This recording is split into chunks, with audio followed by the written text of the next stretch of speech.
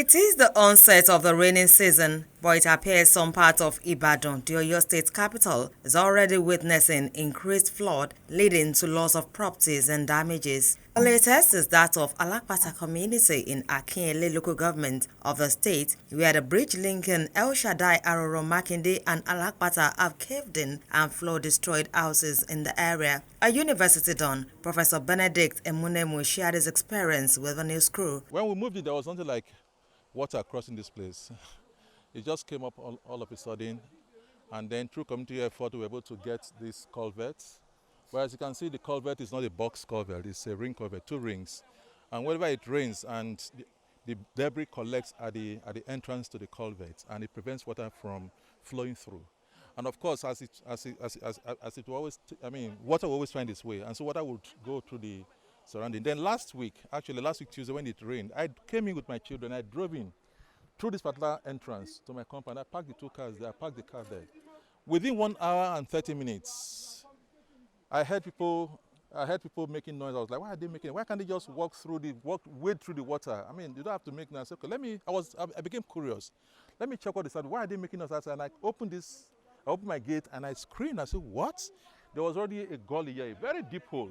According to him, all efforts to fix the bridge proved abortive and is having financial constraints since university lecturers have not been paid for 4 months. He pleaded with government and well-meaning individuals to come to the aid of the community. The first thing I did was to reach out to the local government to see what assistance they could give to us.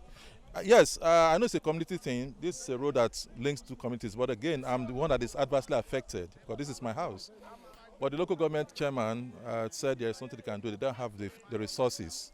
So on my own personal level, I was trying to raise money from friends because I'm a staff of you. I'm a university teacher. For 4 months, I've not been paid, and so I'm just penniless. The Southwest Zonal Coordinator of the National Emergency Management Agency (NEMA), Mr. Akinyele Said, called for urgent intervention to dredge waterways and appealed to authority to assist the communities before the situation gets worse. The environment is seriously damaged, and this needs serious government intervention, very, very urgent at this particular point in time, because it has cut off the road. You can see the culvert is bad, it's seriously damaged, and there will be no movement. And you can see this particular building, there is no access to bring the vehicle in or out. So the people of this community are now living in fear. Some landlords from the communities also pleaded with the local and state government to take urgent steps to assist the community. According to them, they've never experienced any damage of such magnitude and called for quick action to address it.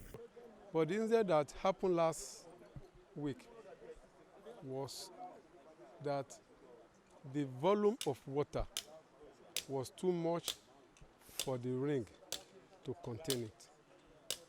So I think the emergency solution to it is to replace the ring box with box covered. Just a small rain like this, everybody should be panicked that the rain should not. This rain is giving us problems also. We want the government to come and save us. That is it. There is a need for collective effort between the government and communities to prevent flood and manage disasters. Anu Akomalafe, ITV News.